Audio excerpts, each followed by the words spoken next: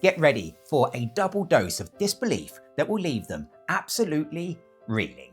This self-working marvel discovers not one, but two chosen cards under the most impossible conditions, super easy, any shuffle deck, and guaranteed to shock every single time. So, grab a deck and let's jump in to the impossible.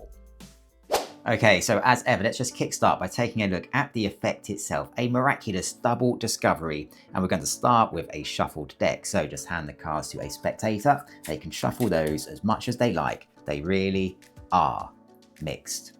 With that done, we now want a spectator to cut a random number of cards from the deck. Not too many in the interest of time, but say maybe a third or so, but it really is a free choice. So let's say they cut the cards just about here. You can place the rest of the deck to the side. We now want to use these cards here in order to generate a couple of random selections.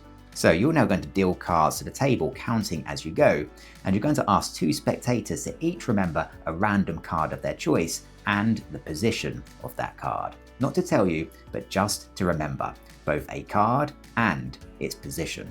So you're going to deal cards just like so, counting as you go. 1, 2, 3, 4, 5. Now let's say the first spectator remembers this card just here. The fifth card, the 10 of clubs, not to tell you, but just to remember both the position and the card. 6, 7, 8, 9, 10. Now let's say the second spectator remembers this card just here, the 10th card, the 3 of clubs. Again, not to tell you, but just to remember both the position and the card. 11, 12, 13, 14, 15. And once you've dealt all of the cards, you can just ask each spectator to confirm that they've remembered a card, and hopefully they have. With that done, we want to make sure things are as mixed as possible. So you're now going to ask the first spectator just to cut a random number of cards from the remainder of the deck, any number they like. It's a totally free choice, and just to place these onto the bottom of the pack here. You're now going to ask the second spectator to cut a random number of cards from the remainder of the deck. Again, any number they like. It's a totally free choice, and just to place these on top of the pack. With that done, the selected cards are now sandwiched somewhere in the middle of this pack. There is absolutely no way that you could know the identity or the position of either of those cards. And to emphasize just how random things have been up until now, you can ask each spectator just to quickly name their chosen number. So the first spectator will name the number 5 and the second spectator the number 10. And you can just underline that those numbers were totally free and random choices. However, we now want to mix things up even further. So you're going to invite the first spectator just to cut the pack here as many times as they like, and it really is a free choice. They can cut the pack as many times as they like and wherever they like. And with that done, you're going to invite the second spectator to do the same. They can cut the pack as many times as they like. There can be absolutely no doubt that these cards are mixed and the selected cards are well and truly lost. However, you're now going to try to find those cards just by picking up on the spectator's thoughts. So ask each spectator now just to think of their card as you take the deck. Now, as the spectators are thinking of their cards, you're just going to see whether you can sense them somehow. Now, let's see. Nothing particularly strong is coming through. It could be somewhere up here, I think, but I'm not entirely sure.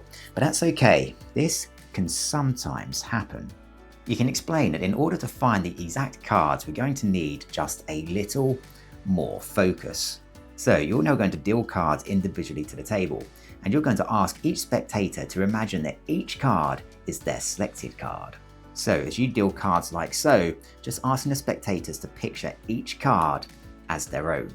And this should hopefully help you just to focus in. So let's see. Now, interesting. I'm actually sensing something just here. So I'm going to place this card to the side. Now, to make sure this isn't just a display of luck, we want to try to find both cards. So that leaves just one more card to go. Again, asking the spectators just to keep on imagining each card as their own. Now let's see, possibly here. Not quite. I think maybe just here. This card stands out. So I'm also going to place this card to the side. With 2 selected cards now on the table, you can quickly just recap exactly what's happened. From a shuffled deck, 2 spectators each selected a random card at totally random positions. It was a totally free choice, and those cards were then well and truly lost in the pack. Then, through sense alone, without even looking at the cards, you've located 2 single cards, which are now on the table just here. Now, for the very first time, you can ask the first spectator to name their selected card. Of course, in this instance, it was the 10 of clubs, and now you can reveal that this card right here just happens to be the 10 of clubs. You can now ask the second spectator to name their selected card. Of course, it was the 3 of clubs. And now, for the double miracle, you can reveal that this card here is indeed the 3 of clubs. A super double location that's also super easy to perform. So stick around, because now I will show you exactly how it works. Okay, so let's take a look at the secret to this effect. Now, the spectator really can start by shuffling the deck as much as they like. It all adds to the impact. You're now going to ask the spectator to cut about 1/3 of the deck. It's a totally free choice. They can cut wherever they like. So let's say they cut the cards just here. You're now going to take the cut pack and deal cards individually face up on the table, counting as you go. You're going to ask 2 spectators to each remember a card and the position of that card, and it's a totally free choice. So you're going to deal cards as follows. 1. Now, as you deal the first card, you're going to remember this card here as your key card. So here we can see the 8 of diamonds.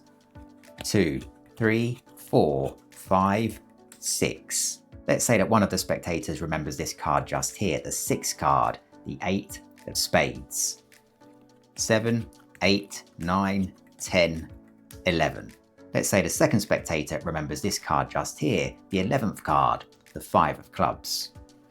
12, 13, 14, 15, 16. You can then take the dealt cards here and just turn them face down. To really lose the selected cards, you're now going to ask the first spectator just to cut a random number of cards from the remainder of the deck and to place these onto the bottom of the pack here.